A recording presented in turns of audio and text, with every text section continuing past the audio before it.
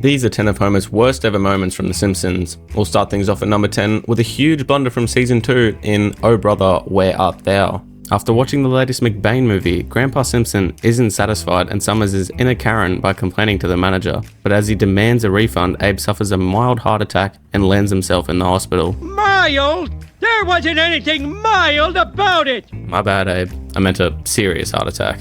After the incident, Grandpa realizes that he might not be around for much longer, prompting him to confess a long hidden secret. Homer, you have a half-brother. As Grandpa explains that before he met Homer's mother, he went to a carnival and met a girl that offered some special services for money, if you catch my drift. They ended up having a son and left him at the Shelbyville orphanage. Determined to find his half-brother, Homer and his family go to the orphanage, who is run by someone who's also looking for his twin brother. If only someone knew. Luckily, Homer gets his answer and finds out that Abe's son, now named Herbert, was adopted by Mr. and Mrs. Powell from Detroit. The family arrive back at home and an excited Homer starts going through the phone book to dial up every Herbert Powell from Detroit, only for every number to be a dead end. As a last-ditched attempt, Homer calls a phone number belonging to H. Powell, and lucky for him, it really is his half-brother. Does the H stand for Herbert? Yeah. Woohoo! Herbert is overjoyed upon hearing of his half-brother and invites the entire Simpson family to stay at his mansion in Detroit. That's right, Homer's half-brother is filthy rich. As the family arrive in Detroit and the two brothers have a heartfelt reunion, God, I feel so Homer! They come to learn that Herb is the head of the extremely successful car company, Powell Motors. Herb realizes that Homer, being an average American, is the perfect person to design a new car for his company. Back in the hospital, Abe is informed about Herb's wealth and business and regrets not keeping him over Homer. Oh, I kept the wrong one. Come on, Grandpa. Homer's not that bad, right? Right? Before he ends the call, Abe warns him to behave himself and not to do anything dumb that could ruin and humiliate Herb. But I think we all know how that's going to turn out. When Herb asks Homer how the car design is coming along, Homer can't give him a straight answer. Herb feels that Homer is not being forceful enough with his ideas and gives Homer a pep talk. Say to yourself, if I was ever sure of anything, I'm sure of this. Do you understand? Sort of. Homer, What? answer me again with self-confidence. Sort of! I don't think he got the message, but he's definitely got the spirit. Now filled with confidence, Homer rushes to the designers and begins demanding weird features like bubble domes, fins, and several horns that play La Cucaracha. While Homer becomes more of a businessman, Herb spends time with Marge and the kids, learning how to be more of a family man and wonders how Homer is holding up. Later on, Herb gets a call from his lead engineer asking him to come down to Powell Motors at once. He voices out concerns about Homer because he's causing them trouble by asking for items unsuitable in designing a car, and even ignoring their suggestions when they tried to get him to think practical. The lead engineer demands that Herb deals with Homer at once, or else they're all going to quit. Herb refuses to hear any of it and demands they treat Homer right because he is his brother. Oh, if only Herb knew what was coming. At the unveiling of his new car dubbed the Homer, very original name by the way, Herb is horrified to discover that the car is a monstrosity that cost a whopping $82,000. I'm ruined! The Homer was met with so much backlash it caused Herb's company to go bankrupt and is now being taken over by rival company Komatsu Motors. Herb, now forced to sell his mansion, leaves Detroit and refuses to forgive Homer as he angrily remarks, As far as I'm concerned, I have no brother. While Marge tries to console a depressed Homer, Lisa mentions that Herb was a successful businessman until he discovered the brutal truth that he was in fact a Simpson. Right on cue, a healthy Abe finally arrives in a cab, only to find out that Homer had already ruined everything. Oh, I knew you'd blow it. Oh Homer, if only you actually listened. But this is definitely not the last time Homer ruined someone's life, as at number 9, Homer meets the newest employee at the power plant in Homer's enemy. We're met with a news report about Frank Grimes, an orphan that, despite many hard times in his life, self-educated himself to enter the workplace. Mr. Burns sees this and orders Smithers to hire him at the nuclear plant as executive vice president, but forgets this decision the next day and somehow gives the job to a dog, instead assigning Grimes to a low-level position in Sector 7G. Soon after, he crosses paths with Homer and takes an instant dislike to him because even though Homer is lazy and very unqualified for his job, he's nonetheless well off in life. Grimes' dislike for Homer continues to heat up as he witnesses Homer eating his lunch and stealing his pencils. Not cool, Homer. Not cool. When he brings up Homer's incompetence to Lenny and Carl, they see his point but tell him it's best not to think about it. Homer immediately follows this up by almost accidentally drinking sulfuric acid, so Grimes heroically knocks the beaker out of his hand, saving him, but ends up burning a hole in the cafeteria wall. Mr. Burns notices this and Homer pins it on Grimes without mentioning that it literally saved Homer's life, resulting in Burns decreasing Grimes' salary. At this point, Frank has had enough, approaching Homer, officially declaring his hatred of him. Because from now on, we're enemies. Okay. After work, Homer seeks advice from Moe, who suggests inviting Grimes to dinner at his house to try and be friends. However, when Grimes arrives, he only becomes angrier, as this isn't the life he believes someone like Homer should have. A dream house, 2 cars, a beautiful wife, and all the various accomplishments Homer has made in the past. You went into outer space. You. Sure. You've never been? Before leaving, Grimes proclaims that people like Homer are what's wrong with America, doing as little as possible while leeching off honest, hard-working people like himself. The next day, Homer is unwilling to go to work because Grimes will be there. Marge comforts him, saying that Grimes doesn't actually hate him, but is simply frustrated that life has always been hard on him while it has been so easy for Homer. She suggests that if Homer cleaned up his act a little, then maybe Grimes will be less hostile. To professionalism! Homer attempts to follow her advice, but his efforts fail to impress him. At break, Grimes tries once more to convince Lenny and Carl that Homer is in fact an idiot, pointing out that the number of meltdowns have tripled every year since Homer got his job and has never been disciplined for it. I mean, I knew Homer was bad at his job, but honestly, I gotta side with Frank on this one. Lenny and Carl clearly understand, but insist everyone makes mistakes, and despite all of his flaws, Homer is a decent person. Frustrated, Grimes declares that he would die happy if he could just convince them that Homer has the intelligence of a 6-year-old. To do so, he tricks Homer into entering a design your own power plant contest for kids by cutting holes in the flyer to make it seem like anyone can enter. Homer, unaware that Grimes is trying to humiliate him, decides to participate to prove his professionalism. At the contest, Homer's design is a poorly made replica of the current plant, but with fins to lower wind resistance and a racing stripe. You can't lie, that racing stripe does look pretty cool. Impressed by Homer's effort, Mr. Burns awards him the first prize and to Grimes' horror, receives a standing ovation. But this was a contest for children! Yeah, and Homer beat their brains out. Can't fault that logic, Lenny. With his plan having backfired, an outraged Grimes begins suffering a psychotic break. He frantically runs around the plant, declaring himself to be Homer Simpson while mocking Homer's habits. He proceeds to stuff his face with donuts, pees all over the toilet seat, and returns back to work without washing his hands. After entering Homer's office, he makes his way over to an extremely high voltage cable. Now claiming that he doesn't actually need safety gloves because he's Homer Simpson, Grimes grabs the cable with his bare hands and is fatally electrocuted. Fast forwarding to Frank Grimes' funeral, Homer falls asleep and talks in his dream, telling Marge to change the TV channel, causing all the attendees and even Reverend Lovejoy to laugh as Grimes' coffin is lowered into the earth.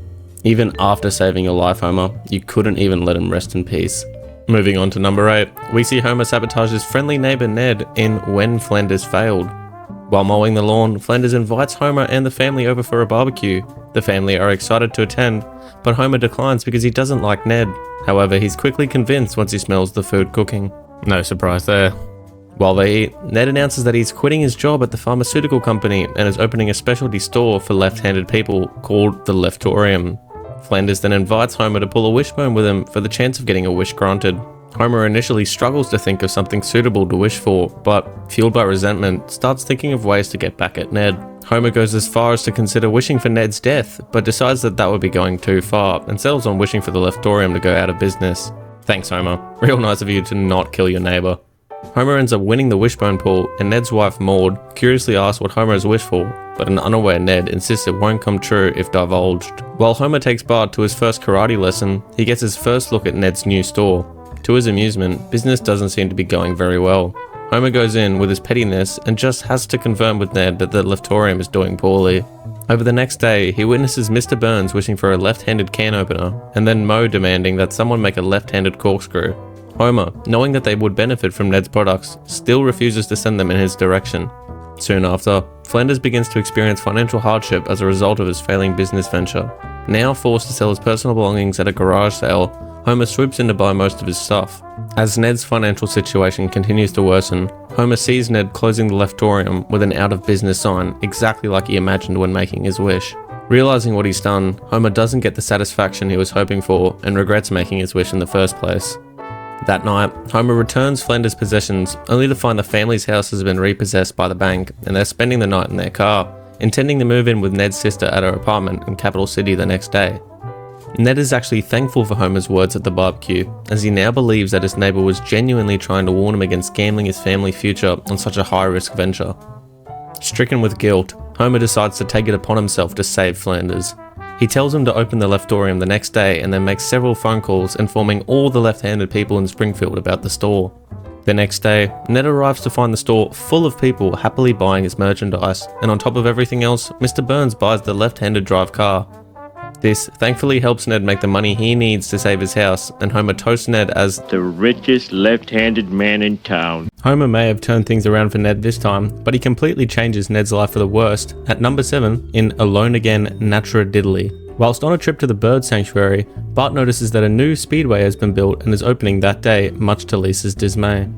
The family goes over to the racetrack and are surprised to meet the Flanders family, who have come not to see the race, but because Ned admires the safety equipment the racers use, and Maude likes fresh air and looking at the poor people. Not long after the two families sit down, a squad of cheerleaders begins giving out free t-shirts by firing them from hand cannons into the crowd, and Homer demands one. He takes off his own t-shirt and waves it around, which irritates Ned and Maude, who are seated right behind him. Needing a break from Homer's antics, Maude goes to buy some hot dogs. Meanwhile, Homer draws a target on his chest and finally gets the cheerleaders' attention. Every cheerleader lines up and they all simultaneously fire a shirt in Homer's direction, but Homer gets distracted and bends down at the last second to pick up a bobby pin. The t-shirts shoot over Homer, hitting Maude instead. The shirts knock her over the guardrail and she plummets to the ground several stories below. Ned anxiously looks over the rail and sees a crowd of people now surrounding Maude. Dr. Hibbert is a part of that crowd, but to everyone's shock and dismay, he announces, "Oh my lord, she's dead!" At Maude's funeral, Reverend Lovejoy reads her eulogy, and as her coffin is buried, a 21 t-shirt salute is fired in her honor, because for some reason funerals in Springfield just aren't allowed to be normal. Everyone then gives their condolences for Ned's loss, but Ned now has to deal with being a widower and a single parent, and the fact that the last words he ever said to his wife were no footlongs. Feeling incredibly sorry for Ned, and relatively responsible for Maude's death, Homer decides to help Ned find a new partner and secretly makes a videotape of Ned to submit to a dating service. In his usual bumbling fashion, Homer manages to include completely unnecessary and private information about Ned, such as a close-up of him entering his PIN number at an ATM machine and footage of him taking a shower. After some thinking, Ned decides to send the videotape to the dating service. He manages to get a few dates, even with Bart's teacher Miss Crabapple, but unfortunately none of them go well. One Sunday morning, Ned's kids are shocked to hear that Ned does not want to go to church because he doubts the Lord for having taken Maude. Quickly guilt-ridden, he rushes to the church, making sure he apologizes to God the whole way, and arrives just in time to see the Christian rock band Covenant perform. Ned likes the song and finds himself attracted, both physically and spiritually, to the lead singer Rachel Jordan. After the service, Ned helps Rachel load equipment into the band's van and strikes up a conversation with her. It turns out that the attraction is mutual, and Rachel suggests that she and Ned could get together after Covenant gets back from touring. Ned smiles and says, And I'm here every week, rain or shine. Moving on from manslaughter, things take a more fraudulent turn at number 6 in The Great Money Caper. The episode opens with the Simpson family eating at a magic-themed restaurant, the Springfield Dinner Theatre. While Marge is busy drinking Long Island iced teas, Bart becomes so fascinated with magic that he ends up buying a magician's kit from the gift shop. On the drive back home, a sturgeon strikes the car, falling from the Russian space station Mir, severely damaging the car's hood. Don't ask me why the Russians are taking fish into space. Anyways, Bart offers to pay for the damages by making money through his new magic act, so Homer and Bart perform their magic show down at the Squid Port. However, no one gives them any money as the act is a total failure. A displeased Homer abandons Bart to continue his show alone, but while Bart watches his dad drive off, some people who witness his situation decide to give Bart some money so he can catch the bus back home. Soon after, Homer on his way back is surprised to see Bart drive past him in a taxi, flaunting a hat full of cash. When Homer arrives at home, he sees Bart eating a steak dinner, and after finding out how he got the money, he has the bright idea to start grifting. Bart is hesitant and states that doing so would make them con artists, but Homer convinces him otherwise. But God conned me out of $6,500 in car repairs. If even Bart thinks that what you're doing is wrong, Homer, then you've definitely crossed the line. The next day, the duo make their way back to Squidport and continue their new side hustle. They manage to scam a few more victims after Bart pretends to be blind and conveniently has someone knock his cake out of his hand, and again after Bart supposedly loses his dog just for Homer to swoop in, selling a very similar dog. They return home, proud of their act, but Marge and Lisa get suspicious, after Lisa points out that they forgot to bring Bart's magician kit with them. They brush it off though, as Bart and Homer are finally getting some father-son bonding time together. Now having earned enough money to pay off the car's damages, Bart and Homer get the car fixed, but can't help themselves and even grift the mechanic. From there, they head over to Ned Flanders' house and Homer knocks on the door, opening with, Hello, is the lady of the house in? "Don't you remember, Homer? You quite literally killed her last season." Oh, of course, of course. Homer then has the nerve to offer Ned a special custom-made Bible, supposedly made by his wife, that she sent to Homer because Ned wasn't home at the time. Ned is intrigued, but after Homer asks for the delivery fee he apparently paid for, Ned catches on, causing the pair to scram back to the treehouse. Bart points out that maybe it's time to quit, but our Pop's grandpa, who's actually acquired lots of experience grifting during the Great Depression.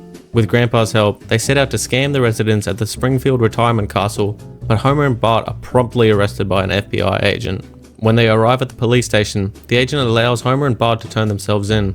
Once they go inside their cell, the FBI member is revealed to be a grifter, and he steals Homer's car and the money they took from all the old folks. After being bailed out and returning home, Bart and Homer lie to Marge and Lisa and say that the car was stolen in the church parking lot by a foreign loner with wild, bushy hair. Marge then reports this to the police, and the next morning, they're shocked to learn that groundskeeper Willie was arrested for stealing Homer's car. During the trial, Homer is led by the lawyer to implicate Willie. Bart still wants Homer to reveal the truth, but when the lawyer asks Homer who stole his car, Homer declares that it was in fact groundskeeper Willie. Willie is then found guilty and sentenced to 10 years in prison, but he goes berserk, snatching Chief Wiggum's gun and shoots Principal Skinner. This finally breaks Homer, and he admits that Willie didn't actually steal his car and someone else stole it after they were conning people. It is then revealed that the trial was a complete setup used to make Homer confess his lies. Skinner used a blood pack to look like Willie shot him. The judge is really just Grandpa wearing a mask, and the man who stole Homer's car is actually an actor named Devin Bradley. Everyone in the courthouse was involved in the prank just to teach Homer a lesson, except for groundskeeper Willie. So Willie really wanted to shoot Skinner, but I guess Skinner already knew that would happen because he wore the blood packs. I feel like Willie just needs to find a new job already. At number 5, Homer believes his new neighbors are terrorists in My Pods and Boomsticks. It's Boxing Day, and the workers of the new Springfield Mall are busy destroying all traces of the recent holiday. The Simpson family are in the mall to return the 15 kitten calendars that Bart gave as presents to everyone when Lisa notices the new Maple store. While Lisa becomes enthralled with all of the expensive Maple products in the store, a voice on the speaker system says that Steve Mobs is about to make an important announcement. Seeing the opportunity for a prank, Bart breaks into Mobs' announcement and impersonates him, calling everyone in the store losers and telling them that the My Phones, which sell for $500, only cost $8 to make. The outraged Maple employees advance on Bart, but he flees from the store and gets away. On his way back home, he smells something good and goes to check it out. Bart then meets the new family in town, Bashir and his mother Mina, who have just moved into Springfield from Jordan. Bashir offers Bart a bite of his lamb that he smelled earlier, which he enjoys, and the two quickly become friends. The next morning, Bart and Bashir walk to school together, and Bart tells Bashir all of the important information about Springfield Elementary School, including the popular nicknames for Principal Skinner and Groundskeeper Willie, And Groundskeeper Willie, Grounds Creeper Stupid. and that the only surefire safe food in the cafeteria is pork chops. At the last fact, Bashir tells Bart that his religion forbids him from eating pork, and Bart warns Bashir not to let the bullies find out that he practices a different religion. When school is over, Bashir and Bart walk home, and Bashir meets Homer when he goes back to the Simpson home to return Bart's slingshot. Homer is impressed with Bashir's thoughtfulness and politeness as he calls Homer Sir. Bart never told me he had a handsome teenage brother. I'm really 38. Later at Moe's, Homer tells his friends that the family are great people, but Moe warns them to be careful since they're Muslim and they might be terrorists. Remind me to never take Moe's advice seriously ever again. Homer initially doesn't believe him, but Moe shows him a clip from a fictional TV show, which the easily suggestible Homer takes at face value. Homer then invites the family to dinner, secretly plotting to kill them with a poisoned American flag cake, but Bashir's father Amid refuses to eat the cake, and Mina decides it's time for them to go. Marge, disgusted by Homer's behaviour, demands that he goes to their house to apologise, but as Homer approaches their house, he sees Amid unloading sticks of dynamite and takes off. Homer rushes to tell Marge about them being terrorists, but Marge expresses that he didn't actually see anything of the sort. Homer then goes to bed and has a nightmare of the genie from Aladdin, changing US culture into Islamic culture, including a Christian church turning into a mosque and Reverend Lovejoy into a mullah. Homer, convinced by his dreams, goes back to their house and invites himself over for a cup of tea. Pretending to grab more snacks, he finds the computer and discovers that Amid is planning to blow up the Springfield Mall.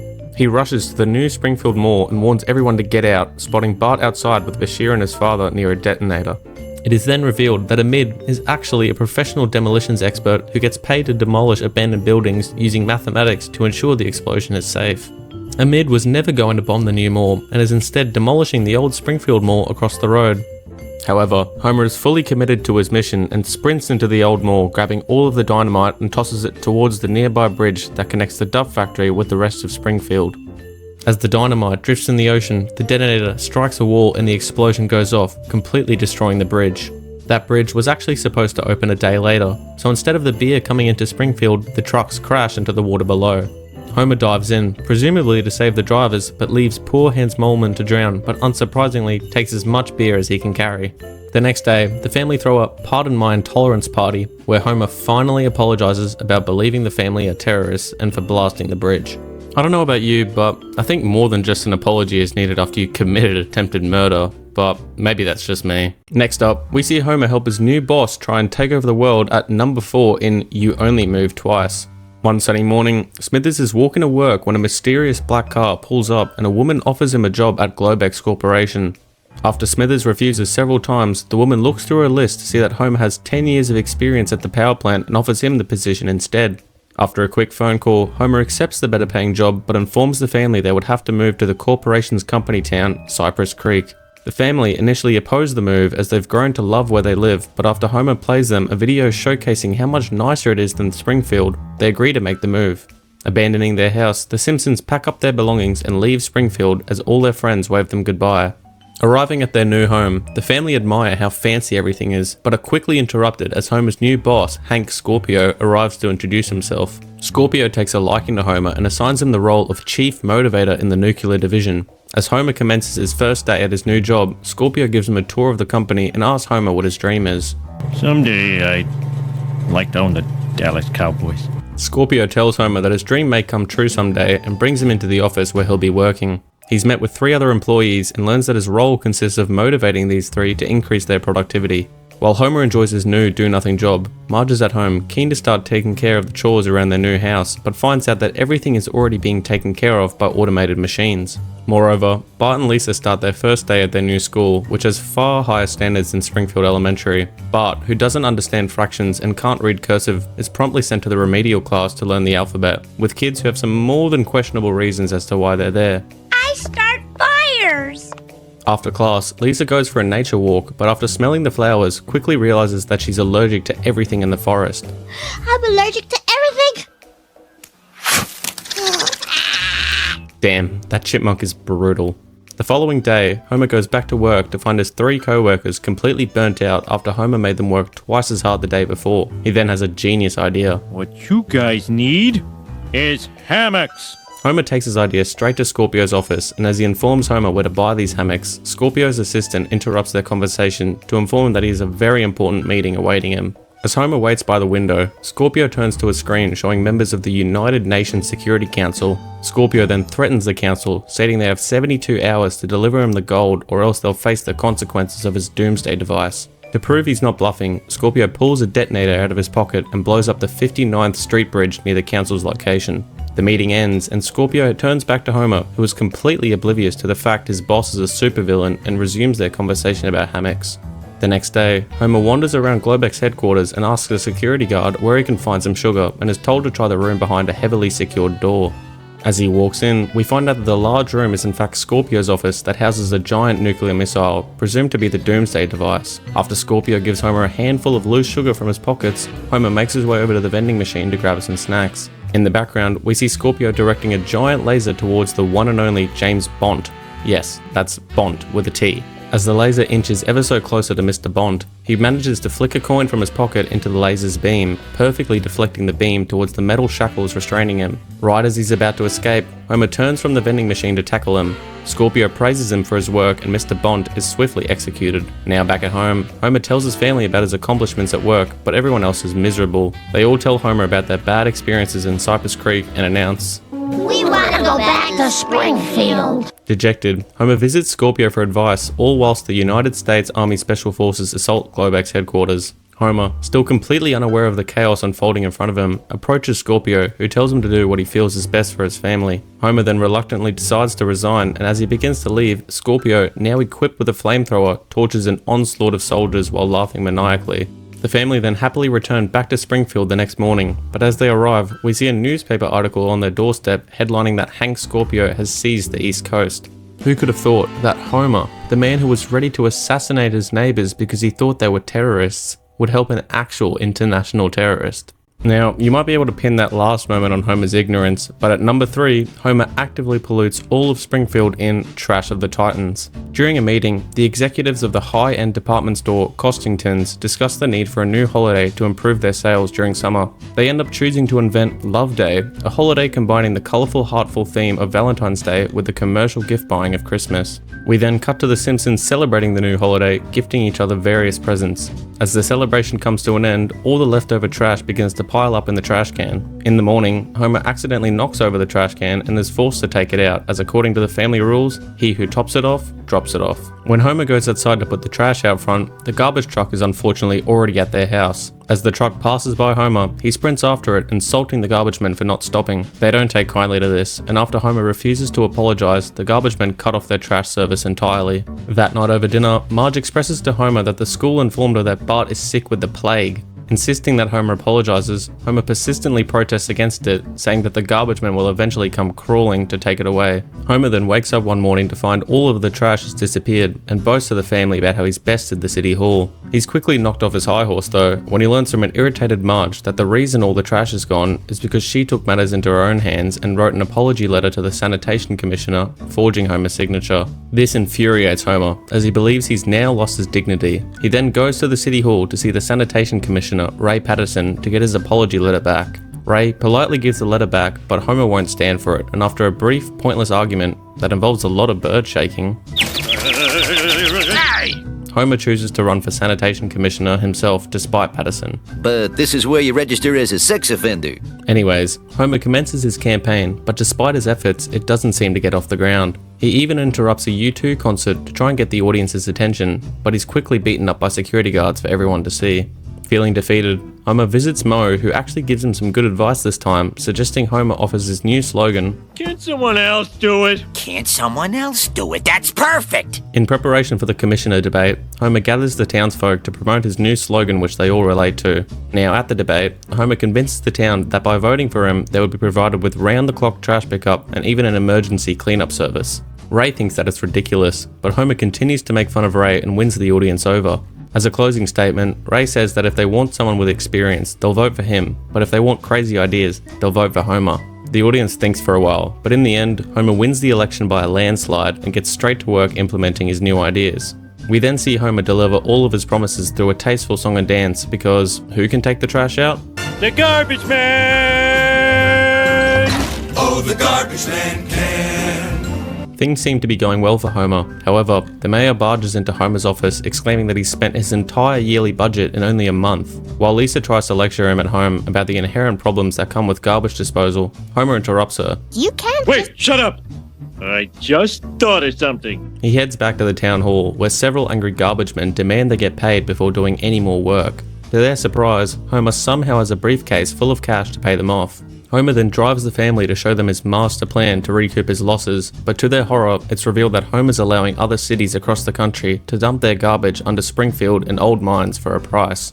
The trash begins to pile up rapidly, and while Homer plays golf with the mayor, the garbage starts bursting through the ground. Trash begins unearthing itself all over Springfield, completely flooding the streets in filth. At a town hall meeting, Homer is now officially removed from his position. Everyone is excited to have Ray Patterson back in office, but he instead walks on stage, happy to see everyone face the consequences of electing Homer, and leaves them all to deal with the mess. With no options left, Mayor Quimby is forced to enact the town's all-purpose contingency plan, which involves moving all of Springfield's buildings 5 miles down the road. As the trucks drive off into the distance and Homer throws his empty bag of chips in the air, the bag lands on a crying Native American man's foot. The camera then pans over and unveils the giant dumping ground that once was Springfield. Moving on to number 2, Homer frames Marge for drink driving in Codependence Day. At the cinema, Homer, Bart and Lisa see the latest Cosmic Wars film, The Gathering Shadow, but the movie turns out to be a flop filled with boring Senate meetings and racial stereotyping. At home, the kids continue to complain about the movie, so Marge suggests that Bart and Lisa should write a letter to the creator of Cosmic Wars, Randall Curtis. They agree that it's a good idea, and after sending it, they get a reply back 2 weeks later. Unfortunately, the response completely ignored their criticisms, instead thanking them for enjoying the movie. Now even more annoyed, Bart states that they're going to have to find Randall and tell him directly. The letter tells them that the Cosmic Wars Ranch is in Northern California, so Bart and Lisa ask if they can go. Marge, realizing that California is home to many wineries, supports the idea, and the family head off the next day. The kids then manage to sneak into Randall's office and finally get the chance to express their distaste for his new movies, encouraging him to return to his inspiration for his first movie. Randall agrees, and he decides to go back to his storytelling roots. Meanwhile, Homer and Marge attend the Lush Valley Winery, proceeding to get very drunk from all the free wine samples. Now back in Springfield, the couple rejoice over how much fun they had, and Homer even suggests that they both go to Moe's together. They both continue to drink and enjoy themselves so much to the point where they didn't even get back home until 2 in the morning. Having developed a newfound taste for wine, Homer and Marge continue to drink heavily for several days until Marge suffers a particularly painful hangover. She tells Homer that they need to take a break from the alcohol, and he somewhat agrees, saying that they can still have fun without Marge drinking. That night, the two head to a festival where Marge hopes she can still have a good time without getting drunk, but as they arrive, we find out that they're attending Oktoberfest. You know, that German festival where people drink lots of beer. Marge tries her best to get through the night without drinking, but gives in and ends up getting wasted again with Homer. As the night comes to a close, Homer carries Marge over to the car and prepares himself to drive themselves back home drunk. However, the drive quickly comes to an end as Homer overturns the car into a ditch. Remember kids, this is why you don't drink and drive. As he steps out of the car, right on cue, sirens start blaring in the background. Homer, knowing that if he gets one more DUI, he'll lose his license, makes the cowardly decision to move Marge into the driver's seat. The police, now on scene, suspect Marge of the crime and arrest her. I'm gonna be incarcerated. I'm going to jail. Homer then bails Marge out, but she's convinced that she was in fact the one driving and is ashamed that she would ever do such a thing. Now at church, Marge drinks the communion wine, but news is clearly spread around town and the churchgoers make sure to get back to their cars before Marge starts driving home. Barney still remains though and recommends her a rehab clinic. You cured me 5 times! While Marge goes to check herself in, the clinic informs Homer that he won't be able to speak to his wife for another 28 days. Homer, realizing that he won't be able to look after the kids himself, lets Flanders take care of them before heading off to get Marge back. When he walks through the front door, Homer luckily runs into Marge and finally confesses that it was actually him driving. Marge, now furious that Homer even considered doing such a terrible thing, goes back to see the alcoholics and demands a drink. Meanwhile, Homer eases his stress by taking some time to read his Bible. After a few more drinks, Marge expresses that she's not having nearly as much fun drinking with them as she did with Homer.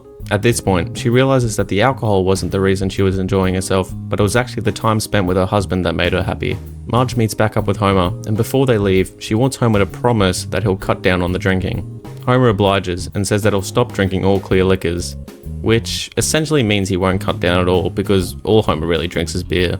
Also, I don't know how they expect to get back home, considering both of them are drunk, but I would not be surprised if Homer hopped back in the car and did it all again. Not only has Homer left his wife to get arrested, he's even left his father to die at number 1 in Homer Simpson in Kidney Trouble. Homer takes the family on a road trip to a ghost town named Bloodbath Gulch, but on the way, the check engine light in their car starts going off. Homer brushes it off and covers it back up with tape, just for the car to break down a few meters down the road. Coincidentally, they've managed to break down right outside the Springfield retirement castle, where Grandpa Abe wrongly assumes that the family have come to visit him for his birthday. Homer, not wanting to spend any time with his father, tries his best to start the car again, but it's too late and Grandpa makes it over to the car's window. Homer is then forced to take Grandpa to Bloodbath Gulch with them, and as they arrive, they're taken on a tour around town. The trip ends up being pretty uneventful, and Grandpa spends most of the time drinking sarsaparilla in the saloon. As they leave, Grandpa exclaims that he's drank too much and needs to go to the bathroom, but Homer refuses to pull over as he wants to get home in time to watch an episode of Inside the Actor's Studio. Grandpa begs Homer to park as the family pass by a rest stop and even a giant toilet, telling Homer that if they don't, he might explode. And I might explode! Just as Homer lets him know that he won't let anything bad happen to him, we cut to the hospital where Dr. Hibbert holds up an x-ray displaying Abe's 2 completely exploded kidneys. Homer brushes it off as just one of those natural wonders that come with aging, but Dr. Hibbert is quick to prove him wrong with Grandpa's scan from his annual checkup the day before, showing 2 perfectly healthy kidneys. The doctor is surprised Abe is still alive, and Homer asks him if there's anything he can do. Well, you could give him a kidney. Initially startled with the option, Homer ends up blindly agreeing to do so. He then heads to Moe's later that day, and Moe congratulates him for being so so brave to go through with the operation. Homer, confused, says that it isn't an operation and he was told it's just a procedure. Lenny and Carl back up the claim and inform Homer that if he only has one kidney, he won't be able to drink as much, and that he'll also be added to an organ donor list where everyone will come after him for his remaining organs. Back at home, a now scared Homer wishes that someone would have told him what he was signing up for and that it's everyone else's fault but his. Homer, you do realize that you're still the reason your dad is in the hospital. After Marge calms him down and Homer reminisces on when he was just a kid being raised by his grandpa, he decides to go through with the transplant. Now in the operating room, the surgeons prepare themselves whilst Grandpa tells Homer how much he loves him. Dr. Hibbert then puts on his gloves, ready to begin the procedure, but Homer has disappeared, jumping out the window and escaping on a railroad handcar. The family express their disappointment in Homer, and even Bart mentions how he would never do such a thing. Guilt-ridden, Homer deems himself unworthy of living amongst civilized people and decides to start a new life on Captain McAllister's ship. Now on board, Homer meets several strange people who have their own tales of misery and reasons for running away. After the crew share their stories, they ask Homer to tell them his reason for leaving. He shares a story about abandoning Grandpa, but the others are so disgusted to the point where they throw him off the ship. Homer ends up drifting back to shore, where he witnesses a father and son build a sandcastle and laments over his relationship with his own father and children. Homer decides to rectify his mistake and takes off for the hospital. Arriving just in time, Homer reconciles with his father and apologizes for ditching him, but what do you know, he panics and flees again at the last second. His mad dash from the hospital is quickly stopped, as when he runs onto the road, a car carrier is seen barreling towards him. While the driver hits the brakes just in time, one of its cars slides off and crushes Homer. Homer then wakes up in a hospital bed and is greeted by Dr. Hibbert, Marge and the children. Now more ashamed of his behaviour, Homer presumes Grandpa to be dead by now, but surprisingly, Abe appears in the doorway alive and well. Homer discovers that while he was unconscious and being treated for his injuries, the doctors took out one of his kidneys. Rather than being relieved to see his father still alive, Homer is angry and vows to get his kidney back as Grandpa mockingly dances his way out the room. The family are able to settle him down and tell Homer that he's done the right thing, wrapping it all up with a group hug.